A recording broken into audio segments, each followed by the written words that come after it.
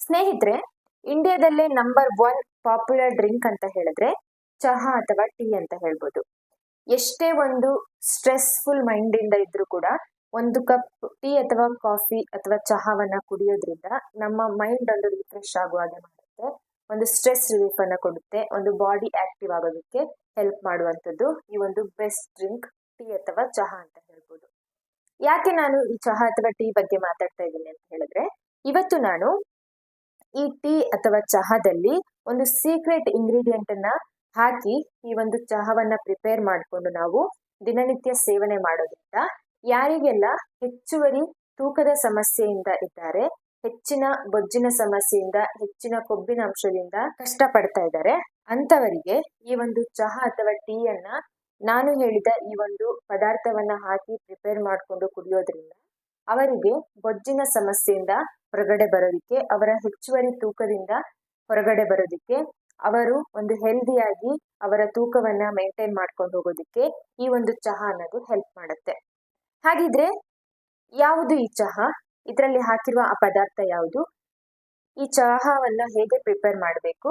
ಇದು ಹೇಗೆ ನಮ್ಮ ದೇಹದಲ್ಲಿ ತೂಕವನ್ನ ಕಡಿಮೆ ಮಾಡೋದಕ್ಕೆ ಸಹಾಯ ಮಾಡುತ್ತೆ? ಹಾಗೆ ಇದನ್ನ ದಿನದಲ್ಲಿ ಎಷ್ಟು ಬಾರಿ ಕುಡಿಯಬೇಕು? ಎಲ್ಲಾ ಮಾಹಿತಿಯನ್ನ ಈ ವಿಡಿಯೋದಲ್ಲಿ ಮುಂದೆ ತಿಳಿಸ್ತಾ ಹೋಗ್ತೀನಿ. ಅದಕ್ಕೂ ಮುಂಚೆ ಎಲ್ಲರಿಗೂ ನಮಸ್ಕಾರ. ಜ್ಯೋತಿ ರೆಸಿಪೀಸ್ ಕನ್ನಡ ಯೂಟ್ಯೂಬ್ ಚಾನಲ್ಗೆ ಎಲ್ಲರಿಗೂ ಸ್ವಾಗತ ಸುಸ್ವಾಗತ. ಯಾರಾದ್ರೂ ನಮ್ಮ ಚಾನೆಲ್ನ ಫಸ್ಟ್ ಟೈಮ್ ನೋಡ್ತಾ ಇದ್ರೆ ದಯವಿಟ್ಟು ಚಾನೆಲ್ನ ಸಬ್ಸ್ಕ್ರೈಬ್ ಮಾಡಿಕೊಂಡು ವಿಡಿಯೋನ ಎಲ್ಲೂ ಸ್ಕಿಪ್ ಮಾಡದೆ ಕೊನೆವರೆಗೂ ನೋಡಿ.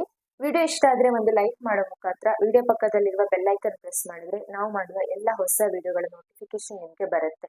ಹಾಗೆ ವಿಡಿಯೋ ಬಗ್ಗೆ ನಿಮ್ಗೆ ಏನಾದ್ರೂ ಹೇಳ್ಬೇಕು ಅನ್ಸಿದ್ರೆ ಕಮೆಂಟ್ ಮಾಡಿ ತಿಳಿಸ್ಬೋದು. ಬನ್ನಿ, ಹಾಗಿದ್ರೆ ಈ ಒಂದು ಬೆಸ್ಟ್ ಡ್ರಿಂಕ್ ಅನ್ನ ಹೇಗೆ ಪ್ರಿಪೇರ್ ಮಾಡೋದು, ಇದು ಹೇಗೆ ನಮ್ಮ ದೇಹದಲ್ಲಿ ಕೊಬ್ಬನ್ನ ಕರಗಿಸ್ಕೊಳ್ಳೋದಕ್ಕೆ ಸಹಾಯ ಮಾಡುತ್ತೆ, ಎಲ್ಲವನ್ನ ತಿಳ್ಕೊಂಡು ಬರೋಣ. ಟೀ ಅಥವಾ ಚಹಾ ಅನ್ನೋದು ಯಾರಿಗ್ ತಾನೇ ಇಷ್ಟ ಆಗಲ್ಲ. ಎಲ್ಲರೂ ಪ್ರತಿನಿತ್ಯ ಸೇವಿಸುವ ಒಂದು ಡ್ರಿಂಕ್ ಅಂತಾನೆ ಹೇಳ್ಬೋದು. ಕೆಲವರು ದಿನಕ್ಕೆ 1-2 ಬಾರಿ ಕುಡಿದ್ರೆ, ಇನ್ನು ಕೆಲವರು ಅದಕ್ಕೆ ಅಡಿಕ್ಟ್ ಆಗಿರ್ತಾರೆ, ದಿನ ಪೂರ್ತಿ ಚಹಾದಲ್ಲೇ ಇರುವಂತವ್ರು ಇರ್ತಾರೆ. ಯಾಕಂತ ಹೇಳಿದ್ರೆ ಈ ಒಂದು ಚಹಾ ಅಥವಾ ಟೀ ಅನ್ನೋದು ಒಂದು ಅಷ್ಟು ನಮ್ಗೆ ಒಂದು ರಿಫ್ರೆಶ್ಮೆಂಟ್ ಕೊಡೋದಾಗಿರ್ಬೋದು, ಸ್ಟ್ರೆಸ್ ರಿಲೀಫ್ಗೆ, ಸ್ಟ್ರೆಸ್ ಫ್ರೀ ಆಗಿರೋದಕ್ಕೆ ಇರ್ಬೋದು, ತುಂಬಾನೇ ಒಂದು ಸಹಾಯ ಮಾಡುವಂಥದ್ದು. ಇಲ್ಲಿ ನಾನು ಹೇಳಿರುವ ಹಾಗೆ ಈ ಚಹಾ ಅಥವಾ ಟೀಯಲ್ಲಿ ಒಂದು ಸೀಕ್ರೆಟ್ ಇಂಗ್ರೀಡಿಯೆಂಟ್ ನ ಮಿಕ್ಸ್ ಮಾಡೋದ್ರಿಂದ ಇದು ನಮ್ಮ ತೂಕವನ್ನು ಕಡಿಮೆ ಮಾಡೋದಕ್ಕೆ ಸಹಾಯ ಮಾಡುತ್ತೆ ಅಂತ ತಿಳಿಸಿದ್ದೀನಿ.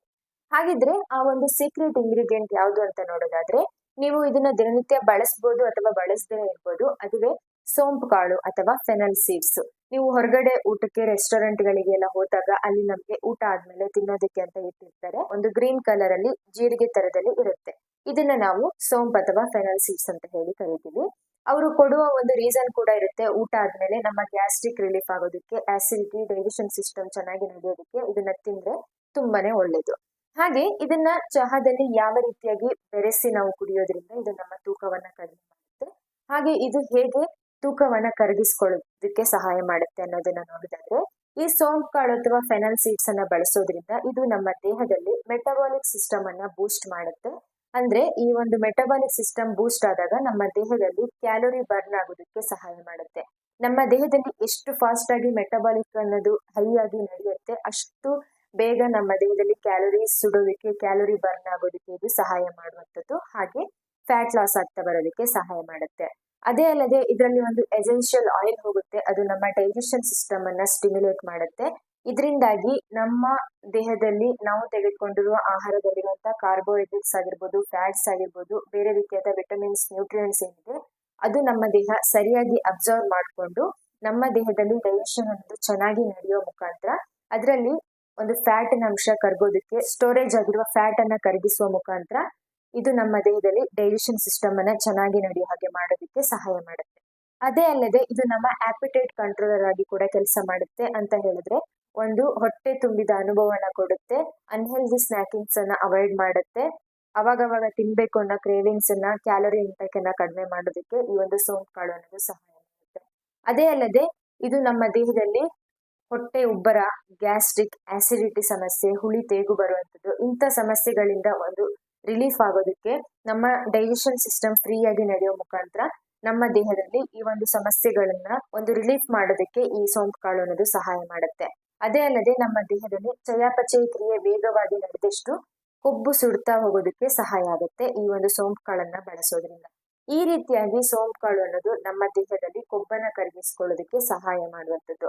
ಹಾಗಿದ್ರೆ ಈ ಒಂದು ಸೋಂಪು ಕಾಳು ಅಥವಾ ಫೆನಲ್ ಸೀಡ್ಸ್ ಅನ್ನ ಬಳಸಿ ಚಹಾವನ್ನ ಯಾವ ರೀತಿ ಪ್ರಿಪೇರ್ ಮಾಡ್ಕೊಳ್ಳೋದು ಅಂತ ನೋಡೋದಾದ್ರೆ, ಈ ಒಂದು ಚಹಾವನ್ನ ತಯಾರಿಸೋದಕ್ಕೆ ನಾನಿಲ್ಲಿ ಒಂದು ಪಾತ್ರೆಗೆ 1 ಟೀ ಕಪ್ ಅಷ್ಟು ಅಳತೆಯಲ್ಲಿ ನೀರನ್ನ ಸೇರಿಸಿದ್ದೀನಿ. ನೀರು ಚೆನ್ನಾಗಿ ಕುದಿಯೋದಕ್ಕೆ ಶುರುವಾದಾಗ 1 ಸ್ಪೂನ್ ಅಷ್ಟು ಫೆನಲ್ ಸೀಡ್ಸ್ ಅಥವಾ ಸೋಂಪು ಕಾಳನ್ನ ಸೇರಿಸಿದ್ದೀನಿ. ಸೋಂಪು ಕಾಳು ನೀರಲ್ಲಿ ಚೆನ್ನಾಗಿ ಕುದಿಬೇಕು. ಅವಾಗ ನಾನಿಲ್ಲಿ 1 ಸ್ಪೂನ್ ಅಷ್ಟು ಟೀ ಪೌಡರ್ ಅನ್ನ ಸೇರಿಸ್ತಾ ಇದ್ದೀನಿ. ನೀವು ದಿನನಿತ್ಯ ಯಾವ ಪೌಡರ್ ಅನ್ನ ಬಳಸ್ತೀನ ಅದನ್ನೇ ಬಳಸಬಹುದು. ಆನಂತರ ಅವೆರಡು ಚೆನ್ನಾಗಿ ಕುದಿಯೋದಕ್ಕೆ ಶುರುವಾದಾಗ ಇಲ್ಲಿ ಅರ್ಧ ಕಪ್ ಅಷ್ಟು ಹಾಲನ್ನ ಹಾಕಿದ್ದೀನಿ. ಹಾಲು ಸ್ವಲ್ಪ ಕಡಿಮೆ ಪ್ರಮಾಣದಲ್ಲೇ ಸೇರಿಸಿ ಆನಂತರ ಇದನ್ನ ಚೆನ್ನಾಗಿ ಕುದಿಯೋದಕ್ಕೆ ಬಿಡಬೇಕು. ಇಲ್ಲಿ ನಾನು ಯಾವುದೇ ರೀತಿ ಶುಗರ್ ಅಥವಾ ಬೆಲ್ಲವನ್ನ ಸೇರಿಸಿಲ್ಲ, ವಿತೌಟ್ ಶುಗರ್ ಮಾಡ್ತಾ ಇರುವಂತದ್ದು. ನೀವು ಕೂಡ ಇದೇ ರೀತಿ ಮಾಡೋದಕ್ಕೆ ಟ್ರೈ ಮಾಡಿ.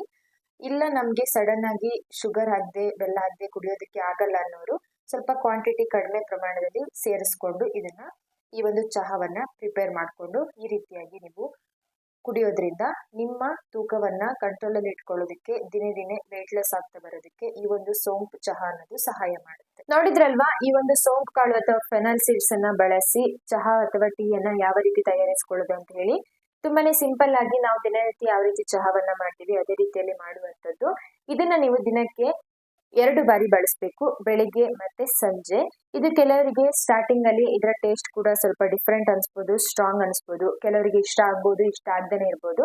ಅಂತವರು ನೀವು ಒಂದು ಅರ್ಧ ಚಮಚ ಸೋಂಪು ಕಾಳಿಂದ ಶುರು ಮಾಡಿ ಆನಂತರ ನಿಮ್ಗೆ ಇಷ್ಟ ಆಗ್ತಾ ಅದರ ಕ್ವಾಂಟಿಟಿನ ಹೆಚ್ಚಿಸ್ಕೊಳ್ಬಹುದು. ಹಾಗೆ ಇನ್ ಕೆಲವರು ಚಹಾ ಕುಡಿಯಲ್ಲ ಅನ್ನೋರು ಬರೀ ಸೋಂಪು ಕಾಳು ಮತ್ತೆ ನೀರಿನೊಂದಿಗೆ ಕುದಿಸಿ ಅದನ್ನ ಶೋಧಿಸಿ ಕೂಡ ಕುಡಿಬಹುದು. ಈ ರೀತಿಯೂ ಕೂಡ ನಿಮ್ಮ ವೆಯ್ಟ್ ಲಾಸ್ ಆಗೋದಕ್ಕೆ ಹೆಲ್ಪ್ ಮಾಡುತ್ತೆ. ಈ ಸೋಂಪು ಹಾಕಿ ನಾವು ಚಹಾವನ್ನ ಮಾಡೋದ್ರಿಂದ ಈ ಸೋಂಪು ಕಾಳು ನಮ್ಮ ಚಹಾದ ಟೇಸ್ಟ್ ಅನ್ನ ಡಬಲ್ ಮಾಡುತ್ತೆ. ಒಂದು ಫ್ಲೇವರ್ಫುಲ್ ಆಗಿ ಚಹಾದ ಟೇಸ್ಟ್ ಡಿಫ್ರೆಂಟ್ ಆಗಿರೋ ಹಾಗೆ ಮಾಡುತ್ತೆ. ಅದರ ರುಚಿ ಕೂಡ ನಮ್ಗೆ ಚೆನ್ನಾಗಿರುತ್ತೆ ಕುಡಿಯೋದಕ್ಕೆ. ಹಾಗೆ ಇದನ್ನ ಹಾಲೊಂದಿಗೆ ಮಿಕ್ಸ್ ಮಾಡೋದ್ರಿಂದ ಹಾಲು ಕೆಲವರಿಗೆ ಡೈಜೆಷನ್ ಆಗೋದು ತುಂಬಾ ಕಡಿಮೆ ಆಗಿರುತ್ತೆ. ಹಾಗಾಗಿ ಇದನ್ನ ಸೋಂಪು ಕಾಳೊಂದಿಗೆ ಮಿಕ್ಸ್ ಮಾಡೋದ್ರಿಂದ ಸೋಂಪಲ್ಲಿರುವ ಡೈಜೆಷನ್ ಸಿಸ್ಟಮ್ ಅನ್ನೋದು, ಸೋಂಪಲ್ಲಿರುವ ಆ ನ್ಯೂಟ್ರಿಯೆಂಟ್ಸ್ ಡೈಜೆಷನ್ ಆಗೋದಕ್ಕೆ ಹೆಲ್ಪ್ ಮಾಡುವಂಥದ್ದು. ಈ ಹಾಲಿನ ಒಂದಿಗೆ ಮಿಕ್ಸ್ ಮಾಡಿದಾಗ ಡೈಜೆಷನ್ ಅನ್ನೋದು ಚೆನ್ನಾಗಿ ನಡೆಯೋದಕ್ಕೆ ಹೆಲ್ಪ್ ಆಗುತ್ತೆ.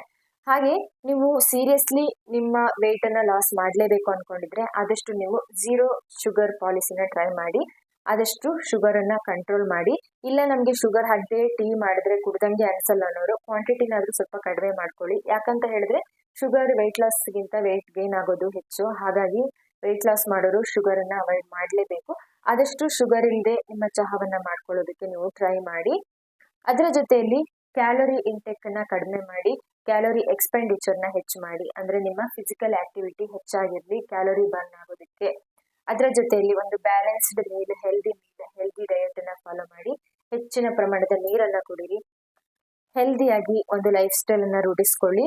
ಅದರ ಜೊತೆಯಲ್ಲಿ ನೀವು ಯಾವುದೇ ಒಂದು ವೆಯ್ಟ್ ಲಾಸ್ ಡ್ರಿಂಕ್ ಆಗಲಿ, ವೆಯ್ಟ್ ಲಾಸ್ ಚಹಾ ಆಗಲಿ, ವೆಯ್ಟ್ ಲಾಸ್ ಕಾಫಿ ಆಗಲಿ ಯಾವುದೇ ಟ್ರೈ ಮಾಡಿದ್ರು ಖಂಡಿತ ನಿಮಗೆ ವೆಯ್ಟ್ ಲಾಸ್ಗೆ ಹೆಲ್ಪ್ ಮಾಡುತ್ತೆ. ನಿಮ್ಮ ಲೈಫ್ ಸ್ಟೈಲ್ ಅನ್ನ ನೀವು ಈ ರೀತಿಯಾಗಿ ರೂಢಿಸ್ಕೊಂಡು ಹೋದ್ರೆ.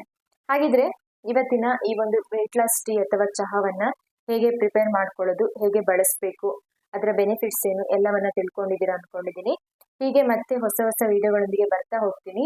ಈ ವಿಡಿಯೋ ಕೂಡ ನಿಮ್ಗೆ ಇಷ್ಟ ಆಗಿದ್ರೆ, ಈ ರೆಮಿಡಿ ಕೂಡ ನಿಮ್ಗೆ ಇಷ್ಟ ಆಗಿದ್ರೆ ನಮ್ಮ ಚಾನೆಲ್ಗೆ ಸಪೋರ್ಟ್ ಮಾಡೋದನ್ನ ಮರಿಬೇಡಿ. ಹಾಗೆ ನಿಮ್ಮ ಫ್ಯಾಮಿಲಿ ಫ್ರೆಂಡ್ಸಿಗೂ ಕೂಡ ಶೇರ್ ಮಾಡಿ, ಅವರಿಗೂ ಕೂಡ ಯೂಸ್ ಆಗುತ್ತೆ. ಹೀಗೆ ಮತ್ತೆ ಹೊಸ ಹೊಸ ವಿಡಿಯೋಗಳೊಂದಿಗೆ ಬರ್ತಾ ಹೋಗ್ತೀನಿ. ಎಲ್ಲ ವಿಡಿಯೋಗಳಿಗೂ ಸಪೋರ್ಟ್ ಮಾಡಿ. Thank you for watching. See you in the next video. ನಮಸ್ಕಾರ.